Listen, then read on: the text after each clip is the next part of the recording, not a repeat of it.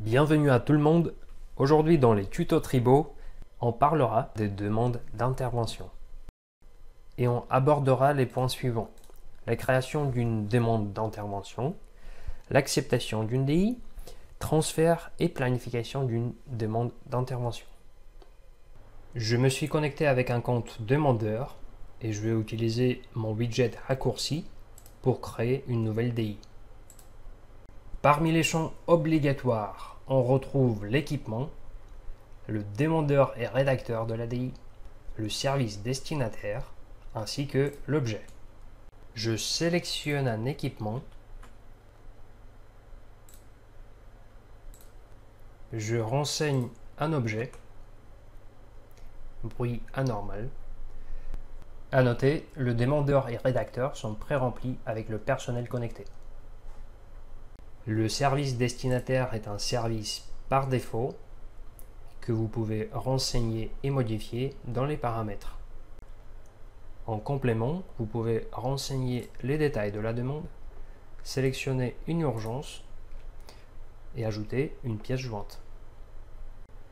À l'enregistrement, l'ADI va être créée en état en attente.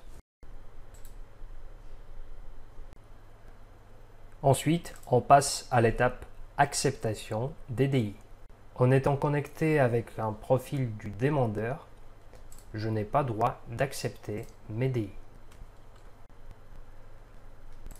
Je vais me connecter avec un responsable pour pouvoir le faire.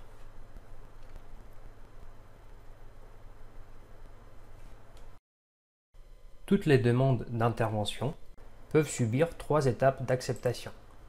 Acceptation par le responsable du service du demandeur, acceptation par la production et acceptation par la maintenance. À noter, si à l'une des étapes l'ADI est refusée, elle ne pourra plus suivre le chemin d'acceptation par les niveaux supérieurs. L'ADI en état refusé ne peut pas être supprimée. En cas de refus de la demande, le demandeur recevra un mail avec le motif de refus. D'ailleurs, à chaque changement de l'état de l'ADI, l'envoi automatique des mails peut avoir lieu suivant vos paramètres. Vous pouvez aussi activer ou désactiver les 2 premières étapes d'acceptation, acceptation par le responsable du service du demandeur et acceptation par la production selon l'organisation de votre entreprise ou collectivité. Acceptation par la maintenance est une étape obligatoire qui vous permettra de transférer votre DI en banc de travaux. Avec le compte du responsable, je vais pouvoir accepter l'ADI par la production,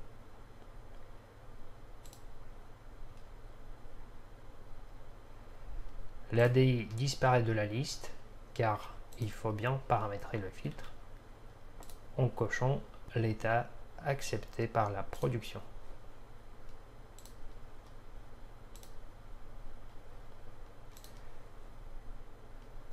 On constate bien que l'état de l'ADI passe en accepté par la production. Acceptation par la maintenance peut se faire soit à partir de la liste des DI, soit à partir du planning. Et c'est le cas que je vais vous montrer. Le planning de Menti4 est représenté comme ceci. À gauche, on retrouve 2 listes, liste de bancs de travaux et liste des demandes d'intervention. Et le reste, c'est la zone de planification. Ici, vous avez la possibilité d'afficher plusieurs intervenants en passant par le filtre, en sélectionnant le service du personnel et ensuite, suivant les services sélectionnés, la liste des intervenants à afficher se mettra à jour et vous permettra de sélectionner plusieurs intervenants. L'affichage du planning peut être représenté en différentes vues. Vous pouvez aussi sélectionner nombre des jours, des semaines et des mois à afficher. Ici, on retrouve le petit calendrier qui vous permet de sélectionner la date souhaitée et le bouton aujourd'hui pour revenir à la date du jour. Je retrouve ma DI récemment créée. Pour l'accepter par la maintenance, soit je passe par le menu du haut, accepter, accepter par la maintenance, soit je fais un simple glisser-déposer sur le planning. Dans cette fenêtre, on retrouve principalement les informations de la demande d'intervention qu'on peut modifier.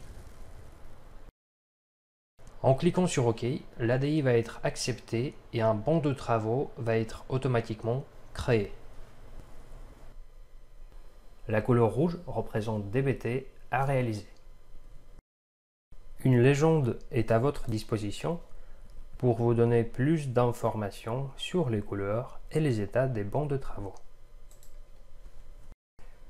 En réalisant l'intervention prévue à partir du planning, le BT ainsi que l'ADI lié passeront en état en cours.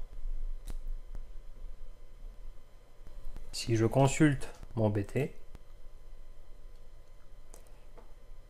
l'état est bien en cours et dans l'onglet liaison, je retrouve ma ADI.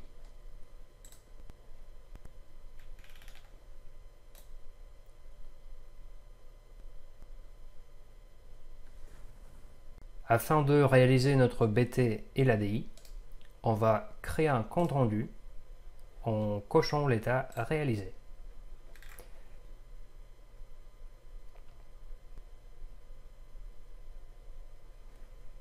Le BT ainsi que l'ADI passent bien en état réalisé. Et en complément, pour ceux qui ont écouté la vidéo jusqu'au bout, il existe une dernière étape, étape de validation des BT et des DI. Mais celui-là n'est possible que à partir de la liste des bons de travaux et demandes d'intervention. Si vous avez des questions, on est prêt à vous répondre. À très vite!